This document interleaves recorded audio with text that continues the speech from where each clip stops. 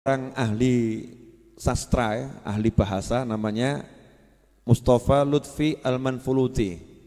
Itu dari Timur Tengah sana.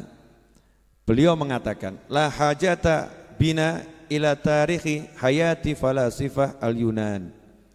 Ya, kita ini tidak butuh pada sejarah kehidupan filosof-filosof Yunani itu. Ya, tidak butuh kita. Wa hukama Iruman dan para ahli hikmah Romawi enggak butuh. Wa ulama il-Afrans, ulama Perancis ya. Maksudnya pakar-pakar keilmuan Perancis kita juga tidak butuh. Kenapa? Faladaina fi tarikhina hayatun syarifah mamlu'atun bil jiddi wal amal was sabri wal thabat wal hubbi wal rahmah wal hikmah was siyasah والشرف الحقيقي والإنسانية الكاملة وهي حياة نبينا محمد صلى الله عليه وآله وسلم وكفى بها أسوة حسنة لمن كان يرجو الله واليوم الآخر. Satu ini akan kita bahas. Mudah-mudahan waktunya cukup. Ya insyaallah barokah. Ini kalimat indah sekali. Kita itu tidak butuh kepada sejarah hidupnya orang lain. Maksudnya orang lain, kita sebetulnya enggak butuh kepada sejarah hidupnya orang pinter manapun. Ya kita enggak butuh. Bukan berarti kita tidak boleh mempelajari. Bukan berarti kita tidak boleh mempelajari kehidupan orang lain. Cuman terjadi fenomena yang aneh. Sejarah kehidupan tokoh-tokoh filsafat dipelajari. Apa itu?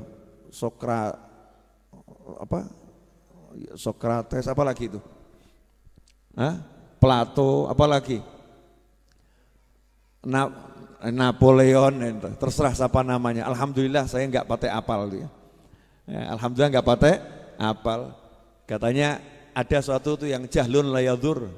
Kalau bodoh yang enggak bahaya. Kalau bodoh yang enggak bahaya. Kalau ngerti yang enggak pakai manfaat. Kalau ngerti yang enggak pakai manfaat. Sebetulnya kita enggak perlu belajar semua itu, enggak perlu. Kenapa? Karena di hadapan kita ada sejarah kehidupan satu manusia yang sejarah kehidupannya telah mencakup segala jenis ilmu yang dibutuhkan. Mau ilmu tentang kesungguhan ada di situ, ilmu tentang cinta ada di situ, ilmu tentang kasih sayang ada di situ, ilmu tentang sabar ada di situ, ilmu tentang apapun ada dalam sejarah kehidupan manusia yang satu ini. Siapa itu? Baginda Muhammad sallallahu alaihi wasallam. Makanya aneh kalau di diri Nabi Muhammad SAW sudah lengkap, justru kita enggak belajar tentang Rasulullah SAW, tapi kita belajar yang lain. Aneh atau enggak aneh? Aneh atau enggak aneh? Contoh, cara sukses ala Bill Gates. Lu aneh tuh ya. Kamu kok belajar cara sukses ala Bill Gates? Bukan nggak boleh, tapi buat kamu muslim ya nggak pantas toh ya. Muslim tuh belajar cara sukses nomor satu, cara sukses ala Nabi Muhammad sallallahu alaihi wasallam. Kenapa? Karena yang benar-benar sukses al-haqiqi hanya Nabi Muhammad SAW, bukan yang lain. Saya ngomong begini mungkin yang nonton di dunia banyak rodok heboh. Nah karena kebanyakan orang sekarang kan belajar sukses ala Bill Gates, ala siapa lagi itu? Yang punya Facebook? Siapa? Wangelepol. Nyebut Kanjeng Nabi kan gampang, Muhammad SAW, selesai. Gitu kan ya? Nyebut namanya Rasulullah dapat pahala, betul? Nyebut namanya Rasulullah berarti ikut-ikut memuliakan Nabi Muhammad sallallahu alaihi wasallam. Lah kita ini sibuk nyebut namanya orang lain, yang Bill Gates, yang saya takut salah nyebut gitu loh. Zaman sekarang salah nyebut kan bisa jadi perkara, betul ya? Nanti dianggap merendahkan, melecehkan, macam-macam lah gitu. Ini namanya tokoh-tokoh yang terkenal di dunia saat ini. Terkenal dengan apa? Sugihnya, Masya Allah. Kalau bab sugih, Namrud itu sugih pol. Betul? Nasibnya apa? Firaun sugih enggak? Sugih. Pinter enggak? Pinter. Saking pinternya Firaun bisa ngakali sak negara, aku Tuhan, keren tuh. Iya, bohongi satu negara aku Tuhan. Satu negara percaya loh. Itu yang berani nentang cuman satu, Nabi Musa alaihissalam. Dan yang ikut Nabi Musa itu orang-orang lemah, orang-orang susah. Kalau bab masalah sugih, masalah duit, Masya Allah, sebelum kita ini tidak ada apa-apanya tuh. Bill Gates itu kekayaannya berapa toh? Siapa Max apa tadi itu? Kekayaannya siapa? Max Zuckerberg angel tuh ya. Saya takut salah. Kekayaannya banyak, iya, tapi nggak ada apa-apanya sama kekayaan Namrud. Namrud aja kuncinya itu dari emas, yang ngangkat itu orang, Masya Allah, puluhan orang, badannya gede-gede. Itu baru ngangkat kunci untuk gudang emasnya itu. Nah seperti apa tuh kekayaannya Namrud? Ya, Korun ya, kekayaan Korun, maaf, kekayaannya Korun. Seperti apa itu? Kekayaannya Korun. Lah Korun itu sampai sekarang si Korun, hartanya siapapun yang ketemu di bawah bumi dibilang harta siapa? Hartanya Bill Gates atau Korun? Korun. Gak ada kamu gali bumi ketemu harta, kemudian ini harta Bill Gates, gak ada. Ini harta Mark Zuckerberg, gak ada. Hartanya siapa? Harta Korun. Harta karun Indonesianya. Arabnya harta Korun. Ya, saking sugihnya. Jadi kalau kita bicara sukses itu banyak duit, keliru. Salahnya luar biasa. Sukses bukan duit. Makanya rubah kepalamu, dirubah dulu. Benerkan kepala saya, benerkan kepala Anda, benerkan kepala kita. Sukses bukan duit. Udah selesai. Makanya yang nggak punya duit sukses. Tenang ya, Anda orang-orang sukses. Ya, karena sukses nggak butuh duit. Duit banyak nggak punya cinta, sakno.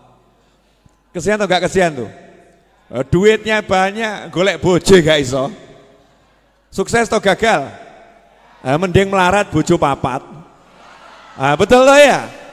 Oh, itu namanya sukses. Ibu-ibu kok senyum-senyum kenapa? Mana yang lebih sukses Bu? Orang kaya gak punya istri atau orang miskin istri 4? Orang kaya istri 4 tuh, Masya Allah. Ibu-ibu pengen jadi istrinya orang kaya.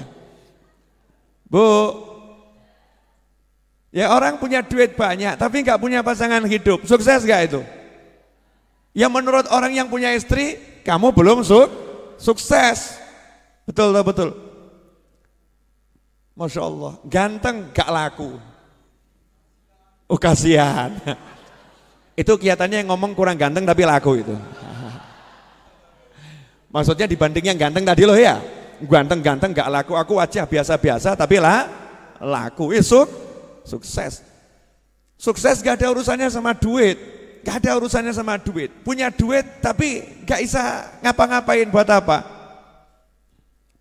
Rugi toh ya. Ruginya luar biasa.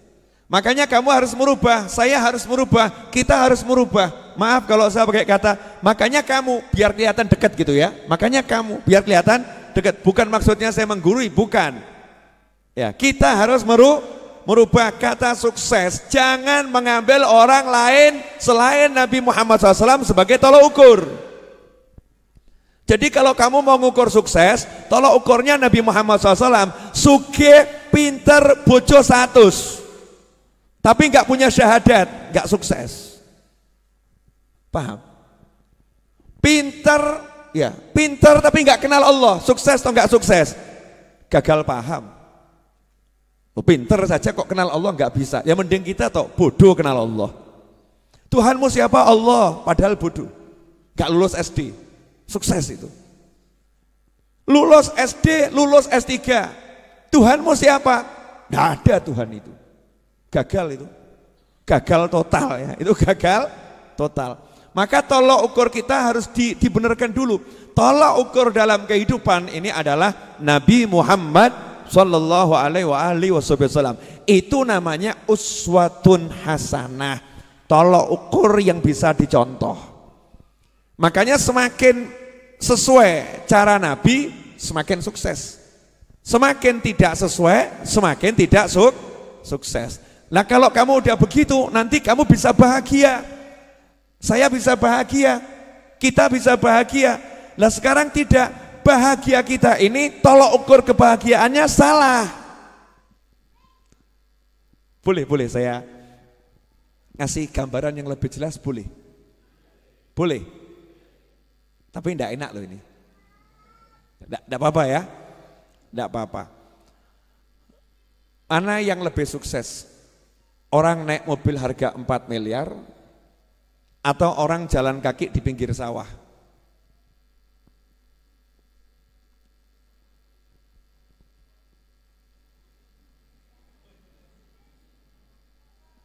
Bingung jawabnya. Mesti kita menganggap yang naik mobil harga 4 miliar ini sukses. Yang jalan kaki sano. Motor gak punya, sepeda gak punya, apalagi mobil. Kasihan dia. Jadi kita mengukur dengan ukuran apa ini? Kendaraannya mahal atau murah atau enggak punya kendaraan. Betul seperti itu. Nah ketika kita terbiasa ngukur seperti itu, makanya ketika kita nggak punya motor, bahagia atau susah? Susah. Karena tolok ukur kita salah. Kita ngukur bahagia itu dengan parameter yang keliru gitu loh. Parameternya keliru, tolok ukurnya keliru. Coba kalau tolok ukurnya Nabi Muhammad SAW, Masya Allah. Jalan kaki. Ya, jalan kaki. Nabi menceritakan dalam Al-Quran, Nabi Musa alaihissalam cari Nabi Khidir, cari guru, gak naik kuda. Nabi Musa cari guru, gak naik mobil harga 4 miliar. Sekarang jenengan cari guru, datang ke Majelis Ar-Raudhah, Masya Allah, naik motor, naik mobil, betul. Ada yang naik pesawat, serius, terbang dari Jakarta, ya. Terus dari bandara naik mobil, itu naik pesawat. Ada lagi yang naik kereta api, datang dari Bandung, ya naik kereta api, dari Surabaya naik kereta api, dari Yogyakarta naik pramek murah meriah cepat. Betul kan ya? Naik kereta api, naik kendaraan. Nabi Musa alaihissalam jalan kaki. Berarti ketika kita jalan kaki, kita bisa merasa bahagia. Kenapa? Aku mirip Nabi Musa. Keren toh? Keren toh gak keren? Keren, tapi ya mbok niati. Kurang kerjaan. Habib, insya Allah Jumat 22 November Maulid Akbar Majelis Ar-Raudhah. Sudah tahu semua kan? Jumat depan, sudah tahu? Ya ini iklan sekalian ya. Jumat depan insya Allah Maulid Akbar Majelis Ar-Raudhah. Jam 8 seperti biasanya, ba'dal isya. Saya warga Jepara, niat hadir Habib, saya akan mencetak rekor jalan kaki dari Jepara sampai Solo, niru Nabi Musa. Kurang kerjaan. Itu namanya kurang kerjaan, namanya menyiksa diri. Nabi Musa saat itu memang nggak ada kendaraan selain kaki. Menyusuri tepi sungai, tepi pantai, nyusuri tepi pantai, jalan kaki. Tapi seneng. Makanya ketika kita lihat orang jalan kaki, jangan kita katakan dia tidak sukses. Jangan ngomong dia tidak sukses. Ada orang di pinggir jalan nongkrong, nganggur, sukses atau gagal? Mulai rawanin jawab. Ditanya, Mas gak kerja? Enggak. Usia berapa? 50. Kok nggak kerja kenapa? Buang-buang waktu. Maksudnya? Lah ngapain saya kerja dari pagi sampai sore cuma dibayar 40.000. Mendingan saya nongkrong di sini, hidup bahagia. Nah nanti anak istri makan apa? Kamu jangan remehkan saya, anak saya ini rektor di universitas sana. Masya Allah. Memang saya pengangguran, tapi saya mencetak anak-anak yang luar biasa. Ini berarti dia sukses atau gagal? Loh, betapa cepat kamu berubah. Betapa cepat kamu berubah. Sebentar bilang gagal, sebentar bilang sukses. Berarti kan gak punya tolok ukur yang jelas. Gak punya tolok ukur yang jelas. Jangan mau kamu dikasih tolok ukur sukses, bahagia dengan tolok ukurnya kufar. Dengan tolok ukurnya orang-orang yang gak iman sama Allah dan Nabi Muhammad SAW. Silahkan orang lain pakai tolok ukurnya, silahkan. kita muslim, kita punya tolok ukur sendiri. Siapa dan apa tolok ukur kita? Tolok ukur kita adalah baginda Muhammad sallallahu alaihi wasallam. Jadi tolok ukurnya Rasulullah SAW. Enak. Contoh, sebagai suami saya ini sukses atau gagal ya. Tolok ukurnya Nabi Muhammad SAW. Nabi itu suami yang paling sukses di jagat raya. Istri 11 loh total. Istri 11. Yang hidup bersama sampai Nabi meninggal 9. Ya, yang 2 kan meninggal duluan. 11, 9 yang hidup bersama. 9 istri kamarnya jejer-jejer. Akur. Lah kamu satu aja ruwet tiap hari.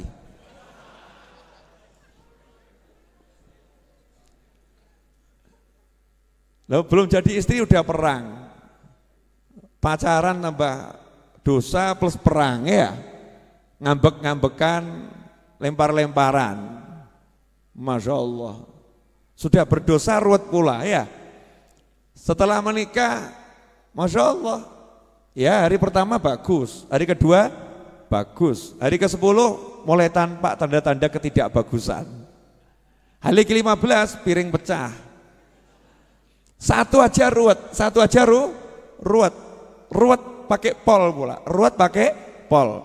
Istri yang nganggep bojoku ruwet, suami yang nganggep bojoku ruwet. Nabi Muhammad SAW 9 loh jejer. Tiap pagi Nabi Muhammad SAW itu habis sholat subuh, habis dzikir, habis wirid, duduk bersama sahabat. Nabi SAW nanya sama sahabat, ada enggak yang meninggal? Saya mau ngelayat kalau ada, mau nyolatkan makam kan. Tidak ada ya Rasulullah. Ada enggak yang sakit? Kalau ada saya mau jenguk. Saya mau jenguk. Tidak ada ya Rasulullah. Udah, ada enggak yang mimpi? Yang mimpi ada enggak semalam mimpi? Kalau ada mau saya jelaskan arti mimpinya. Itu saking Nabi SAW pengen aktif, gak pengen diem gitu. Mau selalu aktif bergerak. Karena diem itu nganggur. Diem itu nganggur. Makanya orang dulu tuh gak ada yang diem. Gerak terus ya. Gerak terus. Karena mencontoh Nabi Muhammad SAW. Selesai dari situ, pagi itu Nabi SAW kemudian masuk ke kamar istrinya satu demi satu.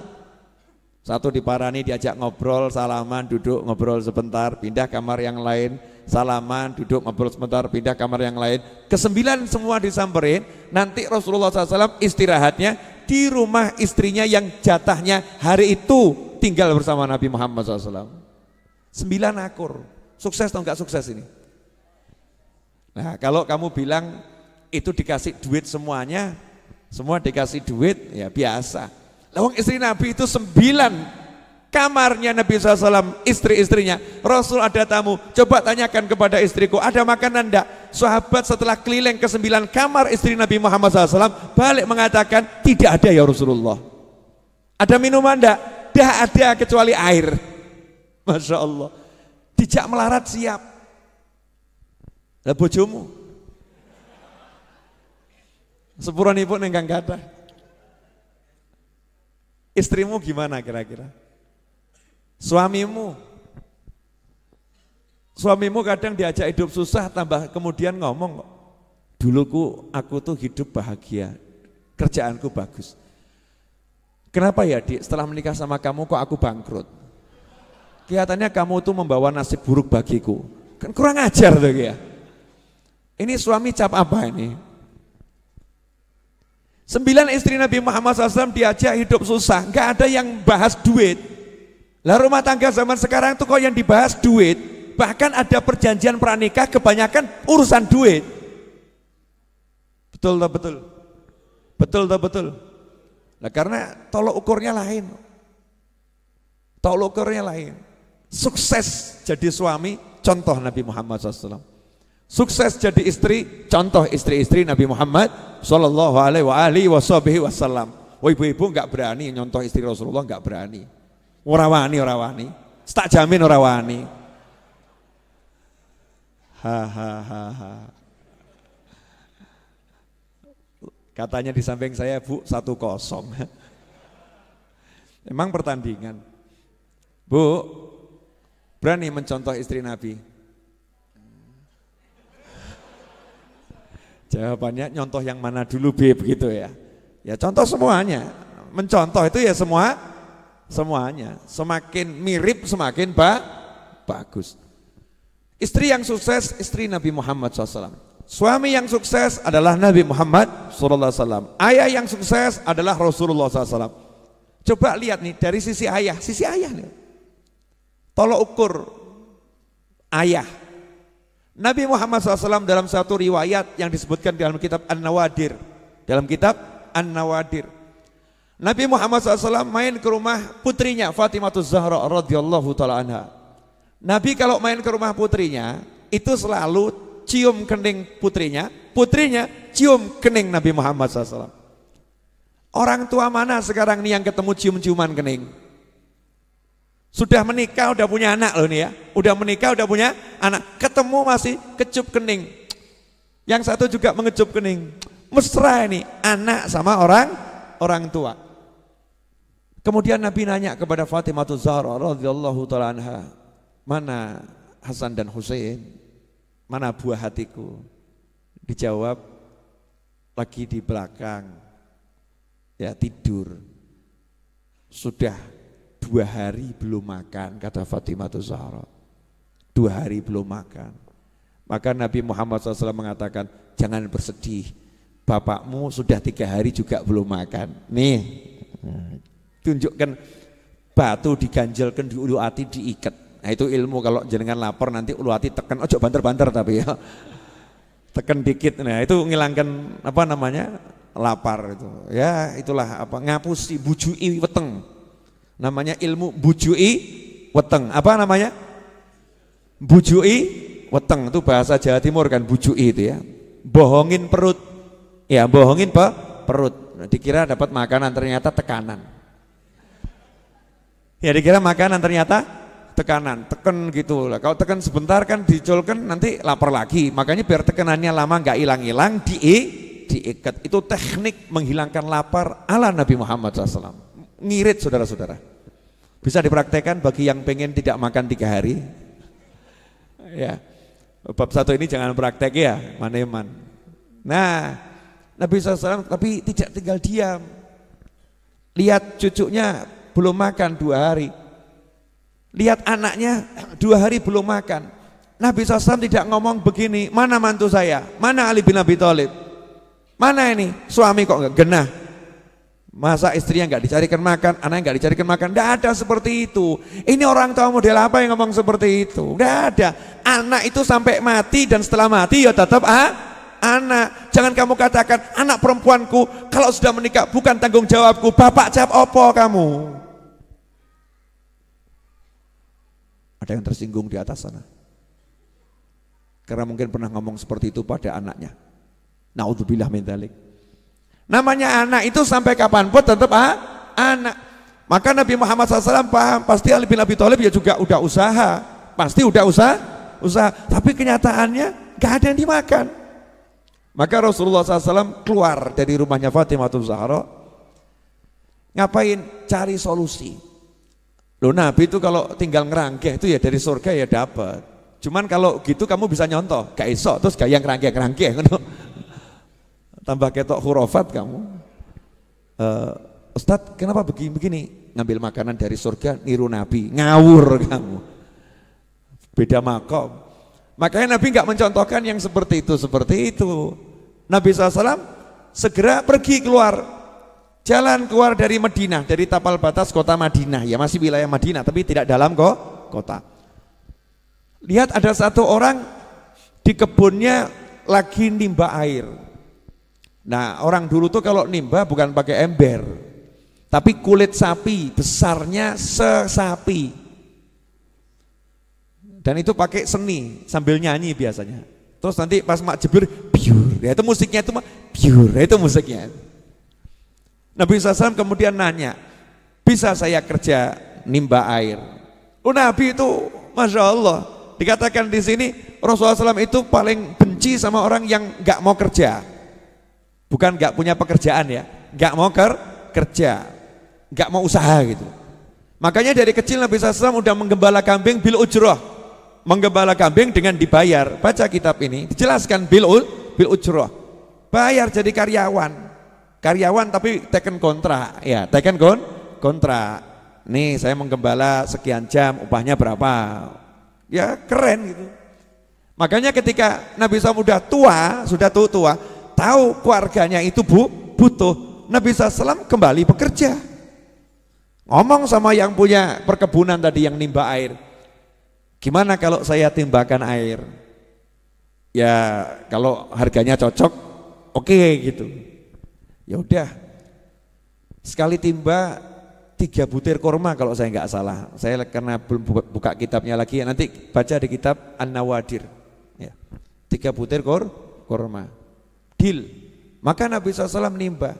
Timba yang pertama langsung terima gaji kontan, dimakan dulu. Makan dulu. Ini syariat. Makan dulu maksudnya apa? Lah kamu nggak makan 3 hari, ini mau nimba banyak, carikan buat anak, buat cucu, ya kamu kalau nggak kuat nanti hasilnya nggak banyak, kamu harus kuat. Dan ini berlaku juga dalam penerbangan. Di penerbangan itu kalau terjadi hampa udara, itu suruh ngambil pertolongan nafas, yang mana yang dewasa nolong dirinya sendiri dulu, baru nolong anak kecil. Jangan kualik, kamu kuat dulu baru nolong orang lain. Loh kamu lemah kok nolong orang lain, tambah mati bareng. Tireng kata orang Jawa ya. Akhirnya mati bareng tuh, bareng-bareng mati semua. Gak ada manfaatnya. Makan 3 butir. Seger Nabi SAW. Ini syariat. Rasul itu kan contoh ya. Maka ya ngajari. Nimba lagi. Sampai sekian kali timba. Lah talinya putus. Talinya putus. Marah itu juragannya itu. Majikannya marah. Ngangkat tangan.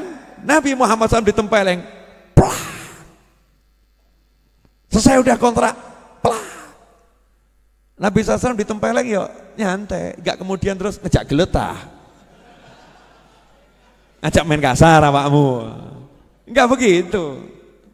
Nabi SAW kemudian upahnya tadi kan kontan ya, sekali dikumpulkan, terus Nabi bertanggung jawab, tangannya dijulurkan ke mana? Ke arah sumur. Lah kok airnya naik? Lah sing ngamplung ya bingung, kok iso ya? Airnya naik, tuh Rasul ngambilkan timbanya tadi yang dari kulit ya onta atau sapi tadi, dikembalikan ini. Terus pergi, terima kasih. Pergi Rasulullah SAW pulang ke rumah Fatimah. Nih Fatimah makan, nih Hasan Husain makan. Oh senang kumpul sama cucunya sama anaknya, Masya Allah. Bayangno awakmu kaya ngono lho. Lah kamu nih pulang kerja bawa duit, gak pernah duduk kumpul ngomong sama. Nah ini hasil kerja Bapak, ayo makan bareng nih, ayo kita GoFood, GrabFood, bareng-bareng gitu ya, ayo. Pesan apa? Bareng-bareng. Bapak baru dapat duit. Ayo, kan nikmat. Iki ora cetha. Nyoh, PN tinggal lunga. Jadi istri itu seperti orang bayaran. Nyoh, PN. Gitu, Bu. Bu. Kok modus senyap kenapa ini?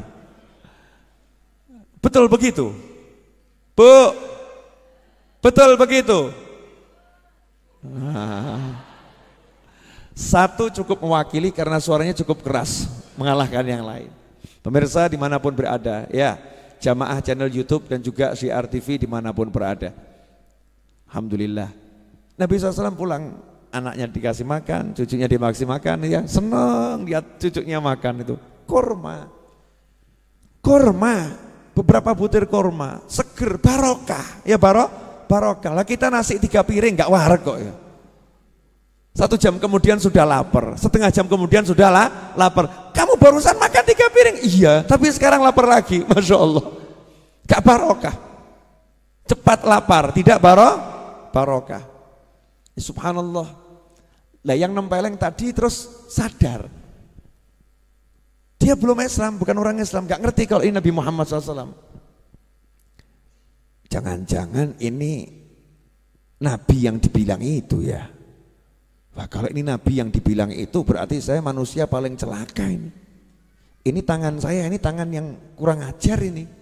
Loh ini orang kafir, paham kurang ajar loh. Orang kafir takut kualat, waneh tuh ya.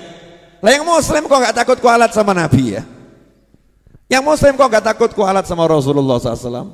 Mencaci maki anak cucu Rasulullah, mencaci maki sahabat Rasulullah, mencaci umatnya Nabi Muhammad SAW. Kira-kira Nabinya tersinggung gak itu? Kok nggak takut ya? Nggak takut. Yang kafir nih takut.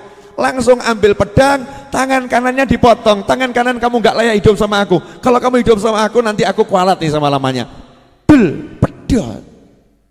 Ojo mbok tiru, beda makom, ini adegan berbahaya, jangan ditiru ya, jangan ditiru, nggak boleh niru yang begitu-begitu. Ya namanya dipedot, diamputasi sendiri, ya otomatis darah mengucur dengan deras ya. Maka dia lemes, hampir mati kehabisan darah. Tapi dia puas, wes lego aku. Lewatlah musafir, kebetulan itu sahabat Nabi Muhammad SAW. Lihat kok seperti itu. Akhirnya ditanya ada apa? Ini tadi begini-begini. Oh iya itu kelihatannya Nabi Muhammad SAW. Udah kamu tak ajak ke rumahnya. Diajak ke rumahnya Rasulullah SAW. Ditarik tahu Rasul lagi di rumahnya Fatimah Zahra. Maka ketuk pintu. Assalamualaikum. Waalaikumsalam. Ya Rasulullah, ini tadi yang ngupah kamu nimba, terus nempeleng kamu karena nggak tahu kamu Nabi SAW. Ya, tolong ya Rasulullah, bantu dia. Dia sudah mutuskan tangannya dengan pedang, bantu tolong disembuhkan tangannya. Maka Nabi SAW nanya, mana tangannya yang putus tadi? Bawa sini. Sama Rasul ditempelkan, ditutupi kain, kayak sulap gitu ya, ditutupi kain. Setelah ditutupi kain, sama Rasul cuma diusap atasnya, dibuka, utuh, lebih bagus dari yang kiri. Kamu jangan coba-coba. Del, Kanjeng Nabi tolong sambung, ya pedot terus mati awakmu. Mujizat itu munculnya sewaktu-waktu, nggak bisa direkayasa. Langsung syahadat, orang tadi syahadat, masuk Islam, ya masuk Islam. Cerita ini hanya ada di kitab An-Nawadir. Kamu jangan nanya Habib, apa ya bener? Ceritanya sahih apa enggak sahih. Lawang Star Trek aja kamu enggak sahih, jelas enggak sahih. Rekayasa awakmu seneng kok mbok tonton kok. Betul tak betul? Sinetron kena itu cerita bohong direkayasa tiap hari kamu lihat kok ya. Betul tak betul?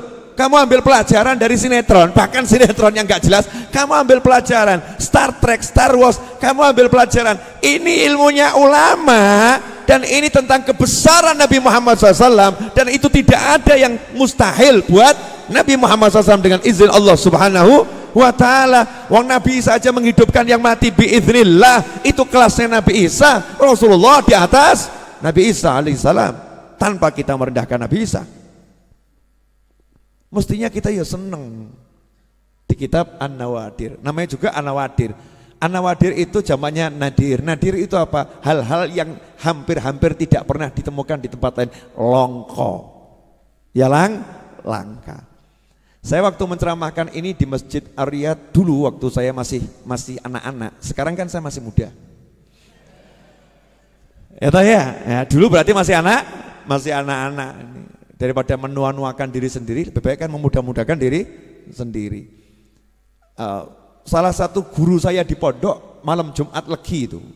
Kalau malam Jumat Legi Ustadz Qasim Baharun, ya Ustadz Qasim Baharun itu hadir ke Masjid Riyadh. Terus selesai saya ceramah, kemudian saya sudah pulang ke rumah, nanya sama Habib Anis. Itu tadi novel ceramah itu sumbernya dari mana itu? Saya kok nggak pernah dengar. Katanya Habib Anis, novel itu kalau ceramah pasti ada sumbernya. Kalau nggak ada sumbernya nggak mungkin diceramahkan. Tanya aja sama novel. Akhirnya Habib Qasim Baharun almarhum rahimahullah, adiknya Ustadz Hasan Baharun Abuya, yang juga holnya ya, guru saya di Dalwa, lagi di Holi. Ini berangkat ke rumah saya yang masih di rumah depan Kelurahan Semanggi. Ini lihat namanya ulama kalau cari ilmu, guru saya loh, ini guru saya ini. Ini salah satu guru saya, marani saya, muridnya diparani, bukan muridnya ditelepon, Novel kamu sini, saya butuh kamu. Gak kayak awakmu. Yai saya butuh, tolong mampir ke rumah saya. Kurang ajar tuh. Masya Allah. Ini guru saya, datangi saya, ya kaget aku. Oh no, waduh ini sidang ini. Ya, sidang keilmuan ya. Bukan seperti orang ngajukan tesis di sidang ini, lebih ngeri ini. Guru saya, nyidang saya. Novel, Habib Qasim ini kan sama Habib Hasan Baharun dari Madura asalnya kan ya. Dengan gaya Habib Maduranya ya. Ajabnya ceramah antum kemarin. Antum ngomongnya, antum loh. murid iki diceluk antum, Masya Allah. Mestinya lah, le, aku ngomong ceramahmu deh. Mestinya gitu ya. Ini tidak, gan. Bukan le, tapi gan gitu loh ya. Antum, kalimat penghormatan. Lihat nih adabnya orang-orang soleh. Semakin begitu semakin tampak solehnya, semakin tampak hebatnya, semakin tampak ilmunya, semakin tampak luar biasanya. Demi ilmu orang itu ya mau nyari. Tadi malam ceramah itu dari mana itu? Kisahnya tadi dari mana?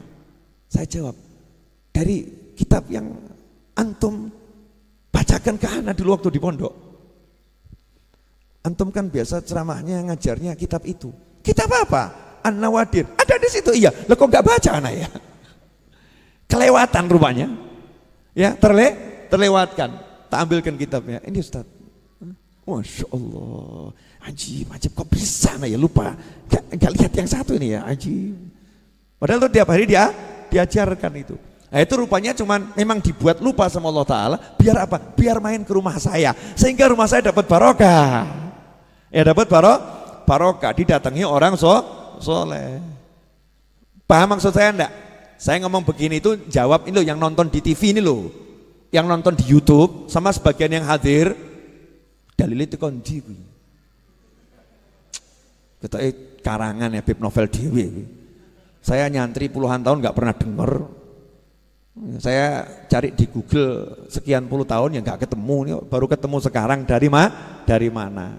Ikhwani rahimakumullah. Lihat nih Nabi Muhammad SAW sebagai ayah bertanggung jawab, nggak pernah membiarkan keluarganya hidup susah, bukan hidup miskin loh ya. Miskin itu biasa, kaya itu biasa. Miskin itu bukan ukuran tidak sukses, kaya bukan ukuran sukses. Tapi kalau susah ya itu nggak sukses. Kamu miskin tapi harus bahagia. Kamu kaya harus bahagia. Dalam segala keadaan kita harus bahagia. Harus bahagia. Nabi SAW tidak mau keluarganya susah. Gak mau susah. Maka beliau berupaya. Gimana ini caranya saya menjadi ayah yang bertanggung jawab. Sampai di sini jelas? Jadi tolok ukur kita selama ini benar apa salah dalam hidup? Jujur loh. Salah. Makanya hidupnya banyak ruwet atau banyak ruwet ya. Karena ukurannya salah. Jadi hidupnya ruwet. Coba kalau tolok ukurnya Nabi Muhammad SAW. Temenmu nanya, punya duit? Tidak. Loh kamu bahagia? Cuma duit. Masa duit buat saya mumet? Itu bukan murid Habib Novel. Mumet kok bab duit. Betapa rendahnya diriku bisa dibuat pusing sama duit. Biar duit yang pusing sama aku. Kok bisa? Nyatanya aku nggak punya duit. Ya aku nggak pusing, ya duitnya yang pusing. Kenapa dia nggak pusing? Sementara yang lain pusing. Nah ketika kita udah cuek sama duit, maka duitnya akan mengejar kita. Ini ilmu saudara-saudara. Kemarin udah saya jelaskan toh? Belum? Lah saya jelaskan di mana ya? Saya tiap hari keliling soalnya. Jadi ya lupa. Belum saya jelaskan di sini. Cara menggait duit belum? Masa sih? Belum? Oke. Belajar dari ibu-ibu yang cantik. Monggo diunjuk. Ini ilmu mahal, iklan dulu. Jangan lupa Jumat 22 November, Jumat depan Maulid Akbar Majelis Ar-Raudhah. Yang enggak hadir tak coret. Ya, masuk hadir di YouTube, hadir di Facebook ya. Gitu aja tidak mau. Niat hadir juga enggak mau kok ya kebangetan loh ya, kebangetan. Niat hadir ya. Bismillahirrahmanirrahim. Monggo diunjuk. Alhamdulillah.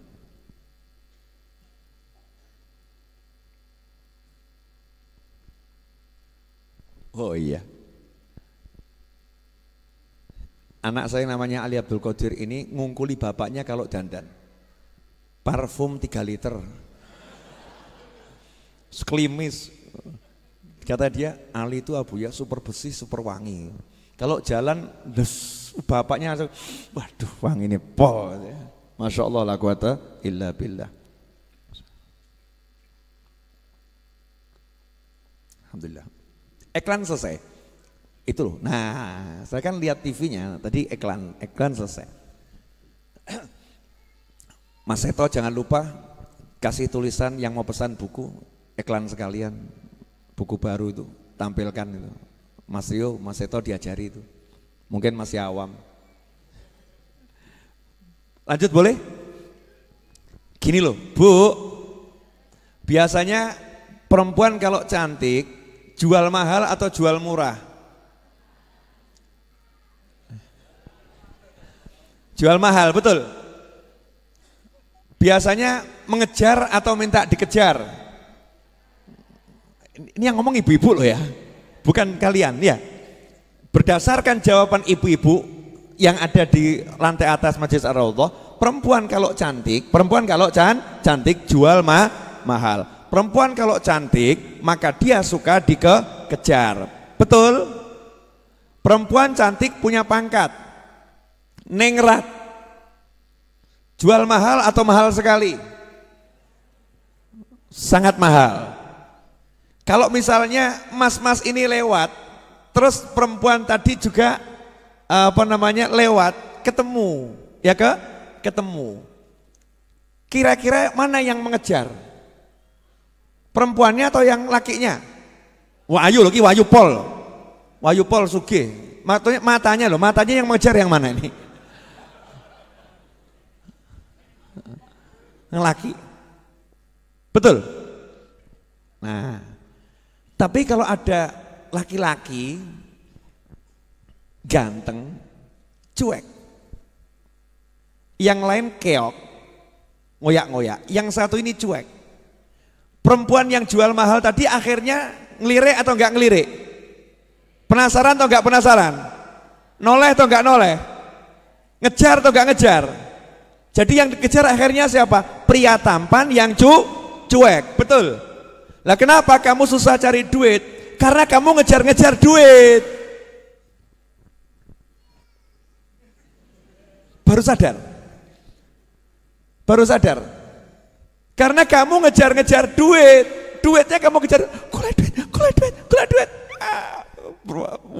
Duitnya ibarat perempuan tuh ngibaskan jariknya atau ngibaskan roknya. Ikuti aku, wah gawe mumet. Oyak rono luput, luput. Sementara para ulama, kiai, habaib santai. Ngapa duit? Ya, ben ngoyak aku. Masya Allah, duitnya bingung. Iki menungso apa-apa iki? Yang lain ngejar-ngejar aku. Kenapa dia cuek? Akhirnya duitnya mulai menawarkan diri. Wah, ngirimi satu persatu duitnya nih, godaan-godaannya. Tetap cuek. Bahkan sak gembel seperti yang lagi ditangkap sama KPK suruh mengembalikan uangnya itu ya. 477 miliar duitnya, 477 berapa angkanya? Coba dicek di Google, saya takut salah. Terus pokoknya hampir 500 miliar itu kan ya. Wakeh itu duit kabeh kertas itu. Wakeh itu. Misalnya itu ditaruh depannya Kiai sama Habib, ya gak ditoleh. Kertas. Coba awakmu, duit. Betul. Duit, uang. Lah karena diri kita ini mengejar duitnya lari. Kamu ngejar ceweknya lari, bahkan gila. Seperti gila. Ceweknya gila, welek ngoyak-ngoyak gila. Nah kalau ada yang ganteng duduk manis, ceweknya bingung. Aku kok ora ditoleh yo. Akhirnya berusaha mendekat. Habib Novel ya. Iya. Omong contoh. Saya kalau ngasih contoh yang lain kan keliru gitu ya. Mosok misalnya saya ngasih contoh Habib saya dicedai cewek kan ya keliru gitu. Saya bisa dimarahin orang banyak, betul ya? No bab elek-elek ben awakku dhewe, paham? Kalau yang bagus-bagus contohnya orang lain. Kalau bab jelek-jelek biar saya. Habib Novel ya? Iya, sok meneng wae. Habib boleh minta fotonya? Oh silakan. Cepat. Makasih Bib. Iya. Penasaran. Nah, sing liyane tak njaluk fotoku, sing liyane njaluk nomorku. Iki Habib kok meneng wae ya? Kok meneng wae ya? Akhirnya tambah dia ngajak teman-temannya yang lain. Belum pernah aku lihat pria tidak mengejar diriku. Coba kalau kamu deketi dia. Kamu kira-kira bisa ndak menggodanya? Oh Masya Allah, 1, 10, 20, 100. Jadi tergoda. Tapi yo gengsi gitu kan ya? Yo gengsi. Masa Habib tergoda gitu kan ya? Masa Habib tergoda? Oh jaim, jaga image. Ini cuman contoh. Karena kita ini kalau dikasih contoh ayat-ayat Quran gak paham. Gak nyantol, ayat gak nyantol. Oh tak ruwet kayak ayat, gak nyantol. Dalil-dalil, makanya kiai-kiai dulu tuh kan gak ada yang ngasih dalil ayat-ayat, gak ada. Dalilnya kan dikira kaya tawon, kan gitu aja. Dikira kaya tawon. Tawon tuh gimana?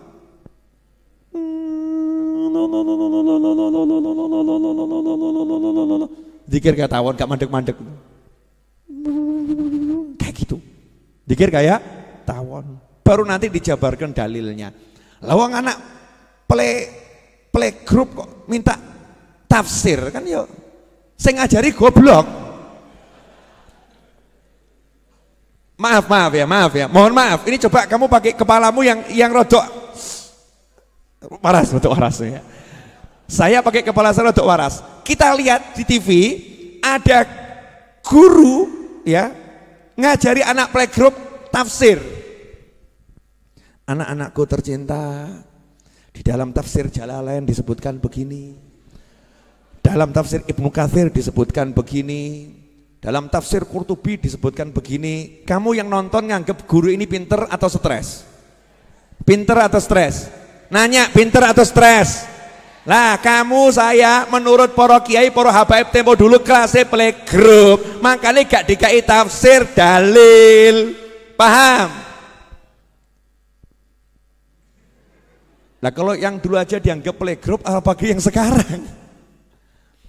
Apalagi yang sekarang mubazir menyampaikan ayat-ayat, hadis-hadis kepada bukan ahlinya, itu tabzir waktu, buang-buang waktu. Makanya Nabi SAW ketika datang Badui, wah ini balik. Sebentar, datang Badui, nanti aja itu, nanti belok. Ingatkan saya ya, datang Badui. Nabi ketika datang Badui, oke selesai. Kata kunci ya, Nabi didatangi Badui. Ingatkan saya loh. Orang bawa elekna lali aku. Kita lanjutkan tadi. Jadi cewek kalau kamu kejar lari jual mahal, betul? Laki-laki ganteng, kamu sebagai perempuan ngejar dia juga gengsi. Jual mahal. Tapi kalau kamu biasa-biasa saja, dia penasaran. Begitulah dunia mempermainkan manusia. Begitulah duit mempermainkan manusia. Begitu manusianya cuek, duitnya aku cukuan. Paham enggak? Jujur. Kenapa kamu ruwet cari duit? Mestilah urusannya kuwi. Gak cuek sama duit. Gak cuek. Saya itu belajar cuek sama duit sejak kecil. Belajar, sampai sekarang belajar terus. Terus. Makanya saya kalau naruh uang itu semau-mau saya. Geletakno kono, geletakno kene, cuek sama duit, cuek, geletakkan sana, geletakkan sini. Sampai suatu saat saya nggak punya duit. Loh ini mau cerita boleh enggak nih? Oh coba guyoni sih. Gak punya duit, Sabtu mau gajian tukang, gak punya duit, bener-bener bisa dikatakan nol. Gak punya duit. Biasa Kang Wahid laporan, Bib gajian tukang hari ini 25 juta. Siap. Sore ta Wahid? Iya. Padahal jam loro iki. Nggak ada duit. Nah, subhanallah itu hati saya tuh ngasih tahu. Yang ngasih tahu. Nyari barang tertentu yang saya cari, flash disk atau apa gitu ya. Saya cari di tas koper ransel saya. Saya cari di ransel saya. Oh, biasanya flash disk saya bawa keluar kota. Di ransel saya cari. Begitu saya cari kok ada kresek. Begitu ada kresek, saya buka. Uang 40 juta. Aku langsung yo alhamdulillah gitu kan. Terus tak takoki duit tekon dia awakmu. Kan ya gitu toh ya. Duitnya jawab, Habib lupa ya. Dulu waktu Habib dakwah ke Kalimantan, Habib kan bawa buku sekian ratus, terus bukunya dijual, bukunya laku. Nah uangnya kan kamu campur sama baju-baju kotor, kamu lupa, nggak dibuka sampai hari ini. Tolong sasi kira-kira lali aku. 40 yuto ki lali, jalno awakmu.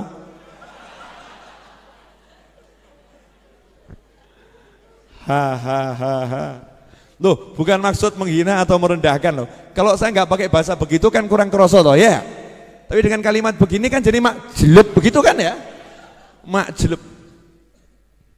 Itu latihan itu. Latihan.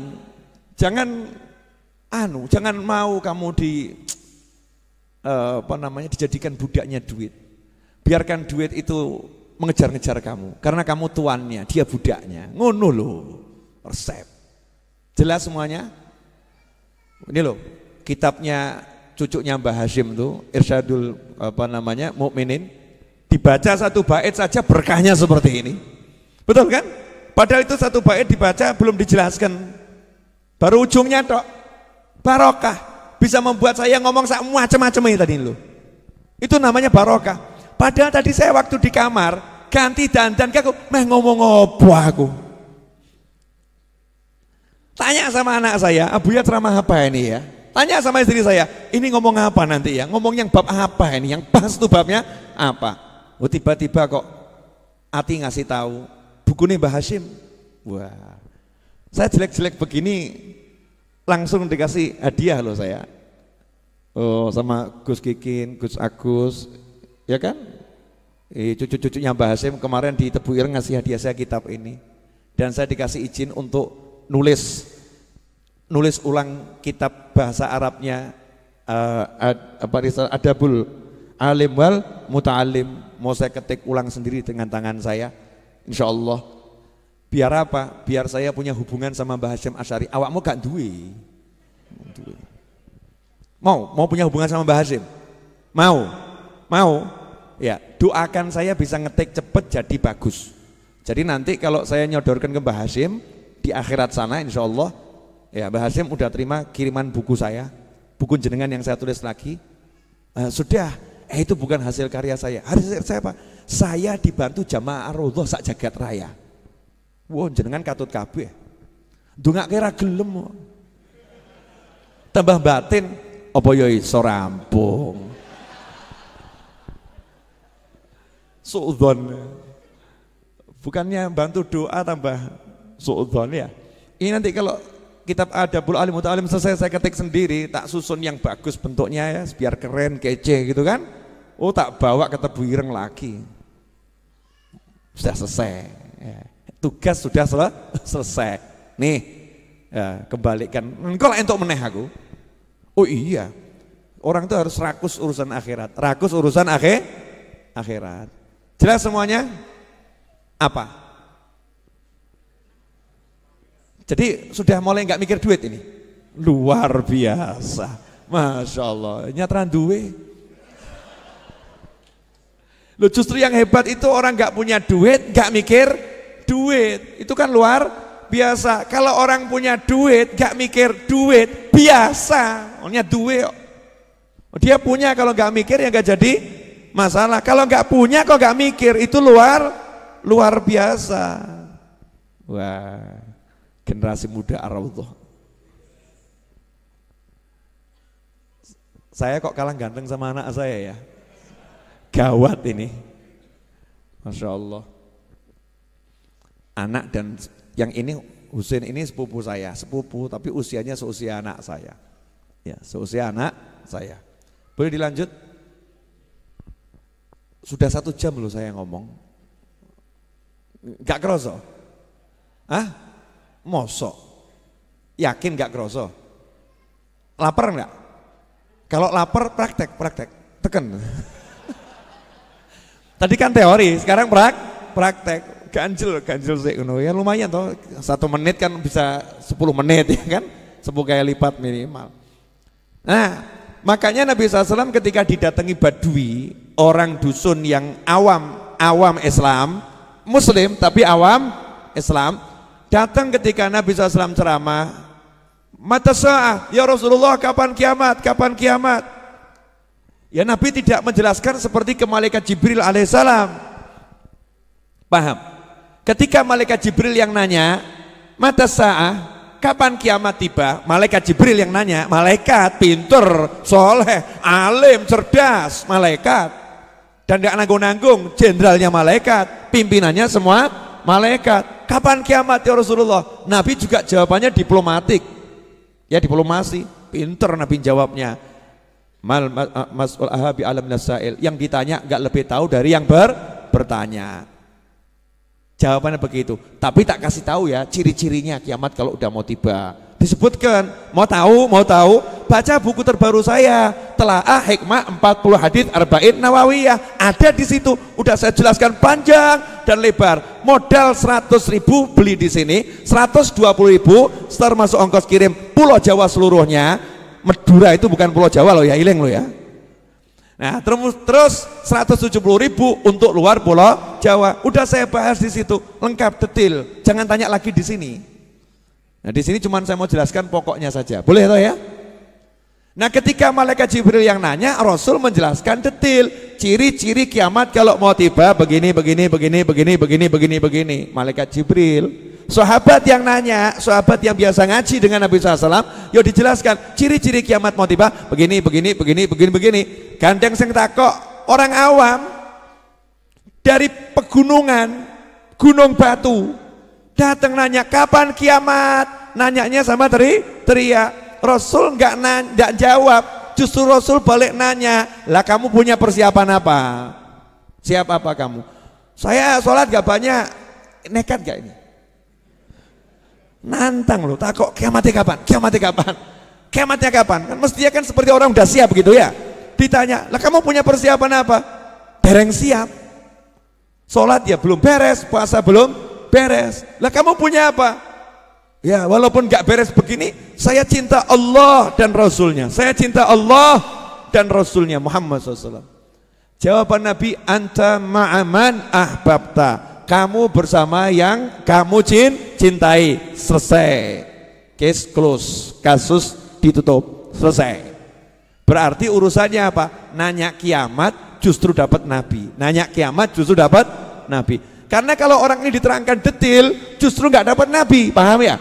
Justru nggak dapat Nabi. Dapatnya cuman pasal-pasal ayat-ayat tentang ciri-ciri kiamat. Nah kiai-kiai dulu, Habib-Habib dulu paham. Kalau kita nanya, Yai apa dalilnya tahlilan? Yai apa dalilnya maulud? Tambah gak tahlilan, tambah gak maulud. Ngapain? Sibuk bahas dalil.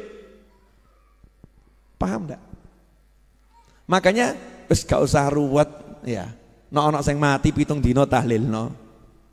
40 dina tahlilno. Gitu kan ya? Pokoknya semakin banyak ya semakin bagus. Ben dina mbok tahlilno luwe apik tahlilno. Yai kenapa la ilaha illallah jenenge tahlilan kok ya aneh wong. Udah selesai. Gak dibahas panjang lebar. Ketika yang nanya itu Habib Novel lain. Yai dalilnya tahlilan apa Yai? Masya Allah. Jawabannya Yai sama Habib simple. Sholat jenazah Habib. Sholat jenazah pripun?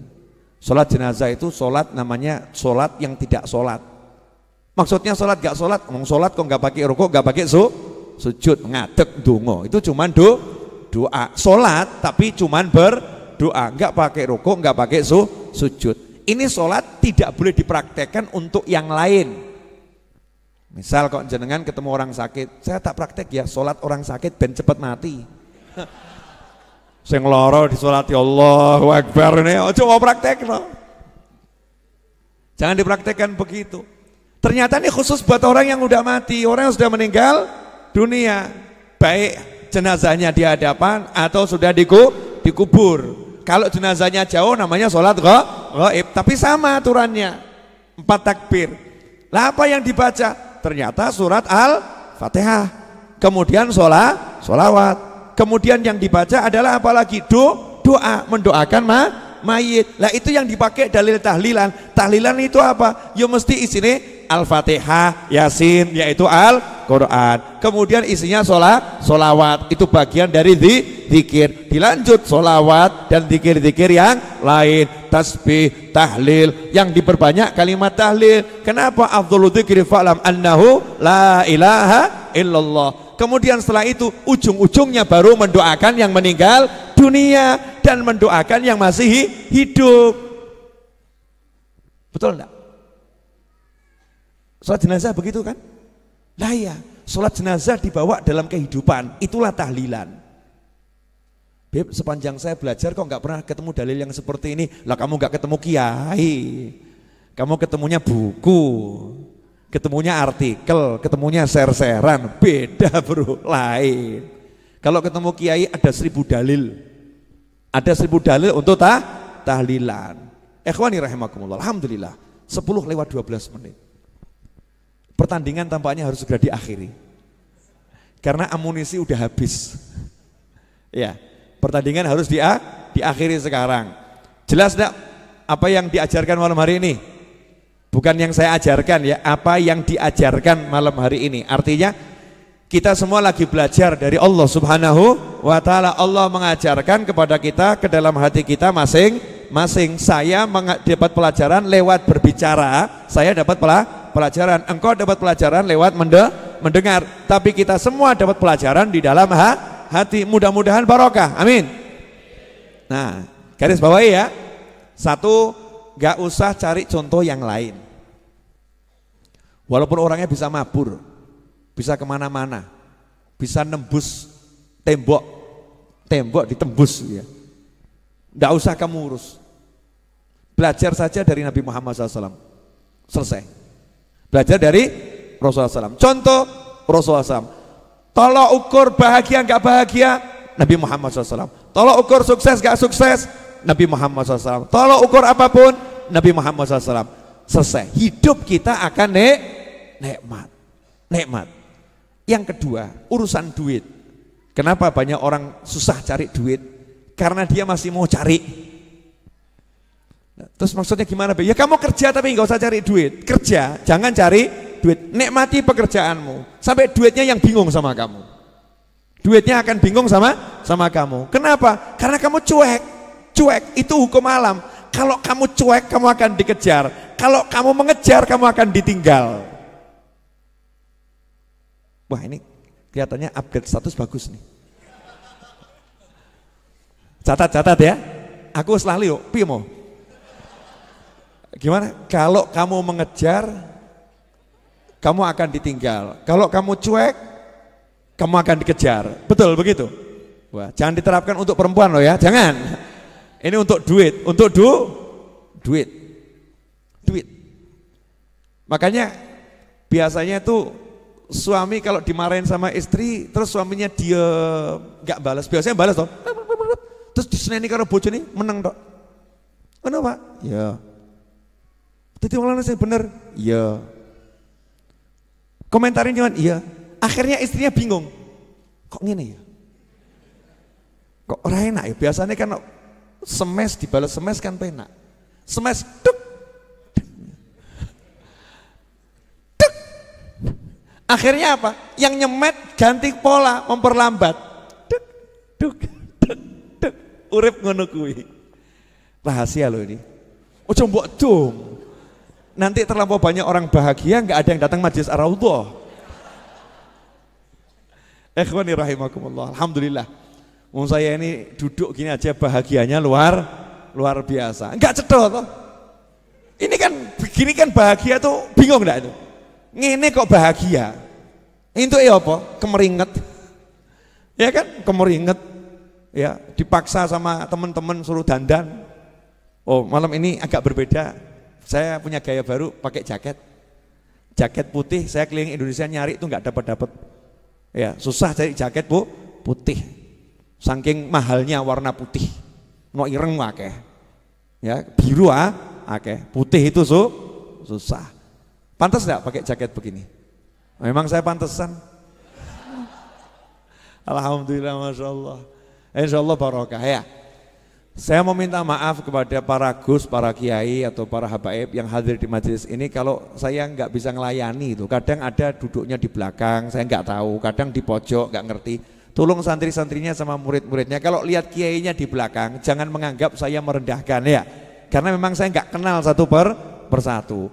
Nah saya makanya minta untuk teman-teman kiai atau Gus atau Habib, kalau jenengan rawuh di Masjid Ar-Raudhah, tahulah tempatmu. Tempatmu bukan di belakang, tapi di depan. Tapi saya juga paham dirimu. Saya juga nggak suka di depan. Memang di belakang itu enak. Di belakang itu enak. Lebih bisa menikmati majelis dan menikmati suasana. Kenapa? Kalau di depan dilihat orang banyak, kayak isobah.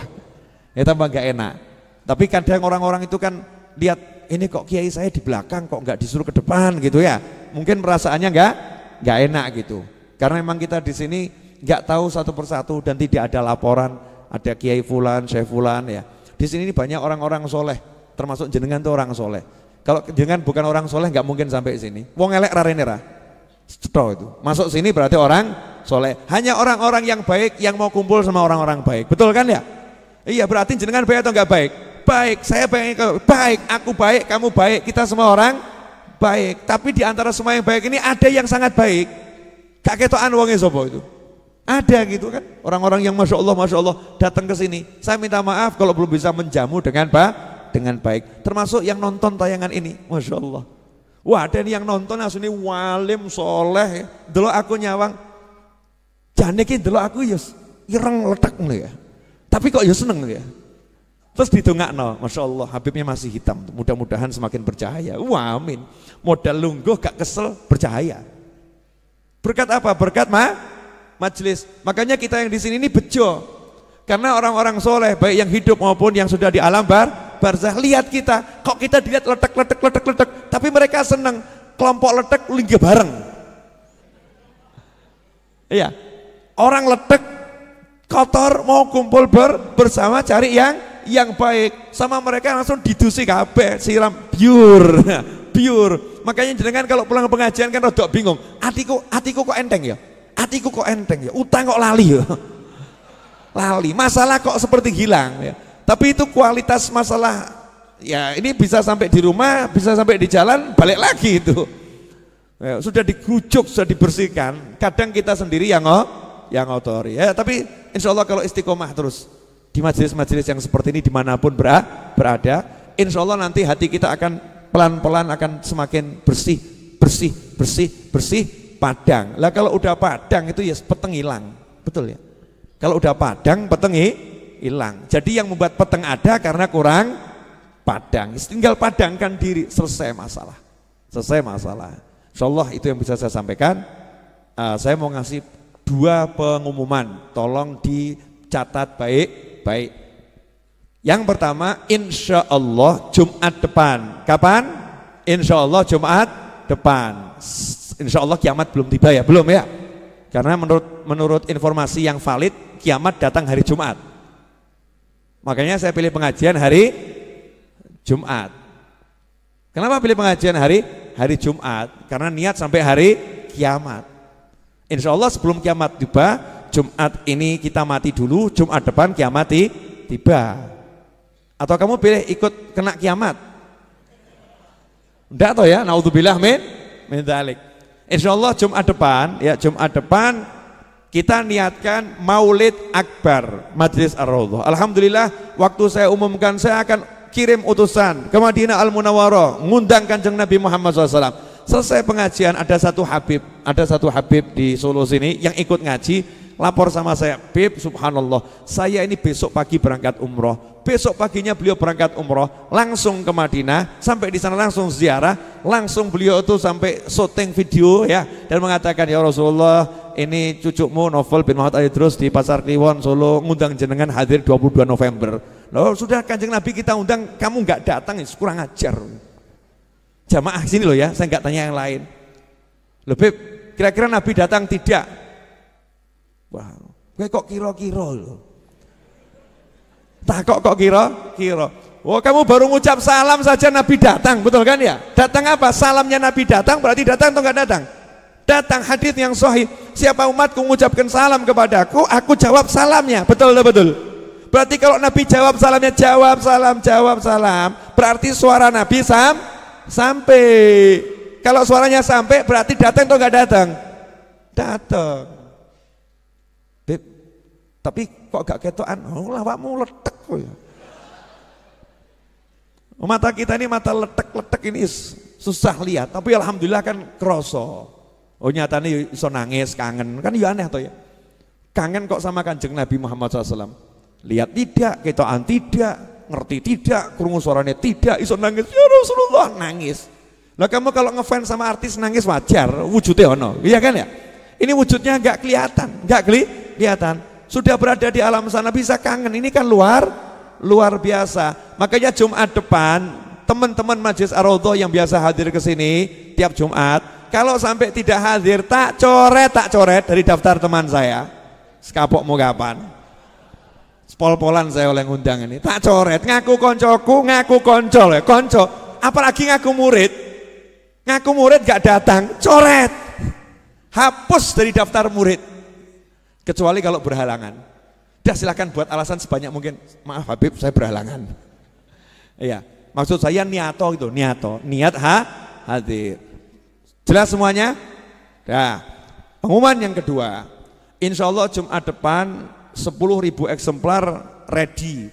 Buku Telaah Hikmah 40 Hadis Arba'in Nawawiyah. Jumat depan 10.000 eksemplar ready. Kalau 10.000 eksemplar itu bisa habis Jumat depan, maka saya bisa nyicil pelunasan tanah sebesar 1 miliar. Saya tidak mau bertanggung-tangan sama orang siapapun. Meskipun saya share, siapa mau ikut andil, siapa mau ikut andil. Tapi saya diajarkan sama guru saya harus bekerja. Dan pekerjaan saya adalah nulis buku. Makanya kalau kamu mau dapat ilmu, mau dapat pahala, dapat ilmu, dapat pahala amal jariah melunaskan tanah majelis, Jumat depan kamu beli bukunya. Caranya nabung dari sekarang. Masih ada Sabtu, Minggu, Senin, Selasa, Rabu, Kamis, Jumat. Masih ada 7 hari, nabung dari sekarang. Kalau kamu nggak punya duit, kamu boleh ajak temanmu untuk beli. Mas, beli bukunya Habib Novel mas. Saya besok ke majelis, saya belum bisa beli, saya nggak punya duit. Kamu beli ya, nanti bukunya saya kasihkan kamu. Jadilah calo-calo akhirat. Jadilah sales akhirat. Jumat depan, uangnya bukan buat saya, uangnya nanti melunasi tanah. Bangunannya udah bisa kamu lihat, berdiri 4 lantai. Insya Allah Rebo atau Selasa kita cor lantai keempat. Nanti hall kamu lihat akan digunakan untuk terima tamu. Setelah itu kamu akan lihat akan digunakan untuk santri-santri weekend. Dan setelah itu kamu akan lihat Jumat kamu parkir di sana seperti apa fungsinya bangunan-bangunan tersebut. Kamu bisa mengatakan bangunan ini ada karena 100.000 dariku. Ngono. 100.000 enggak ya, kurang ajar ya. Ya kan ya? Siap kawan-kawan jadi calo-calo sales tanah majelis? Ya, saya tidak pernah minta sumbangan nyebar proposal. Ini yang ada betul saya share nomor rekening, siapa mau ikut andil itu terserah. Mau 1 rupiah, 2 rupiah, mau ngasih nggak mau ngasih terserah, nggak ada urusan. Tapi yang satu ini saya jual buku. Anda mau beli buku dapat pahala, Jumatnya akan datang hadir Majelis Ar-Raudhah atau pesan via online di nomor telepon yang sudah tertera di layar monitor 082223399990. Kalau nggak salah seperti itu. Habib hafal tidak, ngelirik dan membaca. Ya 0823 kali 32 kali 94 kali 0 082233999990. Nah, ada yang mengatakan Habib saya udah WA belum direspon. Sabar, karena WA yang masuk bukan hanya dirimu ya. WA yang masuk sangat banyak. Yang jawab admin, salah satu adminnya adalah saya sendiri. Kapok mau kapan? Bongkar rahasia. Ya sebetulnya itu bukan admin, itu saya sendiri. Yang jawabi juga saya sendiri, yang ngurusi saya sendiri. Tapi nomor itu khusus jualan buku, tidak boleh untuk curhat. Curhat del, ngirim curhat del, pesen buku tak jawab, curhat del. Kalau curhat bukan ke nomor itu, nomor yang lain. Kenapa Habib kok ngurusin sendiri bukunya? Saya mau niru kakek saya kerja, saya mau bekerja. Bukan nggak ada waktu banyak, ngising sempat kok. Maaf ya saya ngomongnya bahasa Jawa kasar. Ke toilet sempat, masa kerja nggak sempat, males adanya. Nggak boleh males, harus betul-betul berusaha. berusaha. Rezeki Allah yang bagi, Allah yang ngasih. Tapi bekerja akan kunikmati, karena itu bagian dari hidup yang kusenangi. Kenapa begitu? Karena kakekku sang Nabi tidak pernah berhenti bekerja sampai ajal menjemputnya di akhir hayat hidupnya. Kok menapa ini? Kok jadi terdiam semua, kenapa? Terharu. Halo, ini kok diam semua, kenapa ini? Terharu atau malu?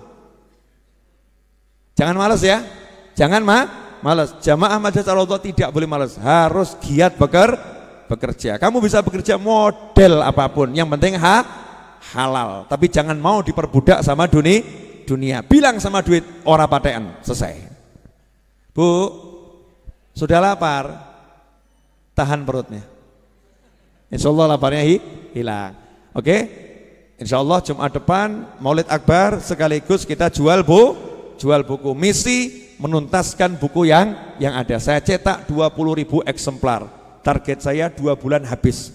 Kalau 2 bulan habis, cetak episode 2-nya juga 20.000 eksemplar. 2 bulan habis. Berarti akan terkumpul insya Allah dana 4 miliar, belum termasuk orang yang bantu lewat transfer dari sukarelanya untuk melunaskan tanah dan untuk membangunnya, semua juga untuk kegiatan Majelis Ar-Raudhah. Berarti dalam waktu insya Allah 3 bulan dari sekarang 4 miliar sudah selesai dengan semua pembangunannya. Amin.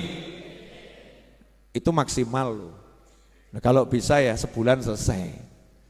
Niat bayar utang begitu. Kalau bisa 1 hari selesai. Kalau bisa detik ini juga selesai. Begitu cara kalau pengen hutangmu dilunaskan. Jangan tunda.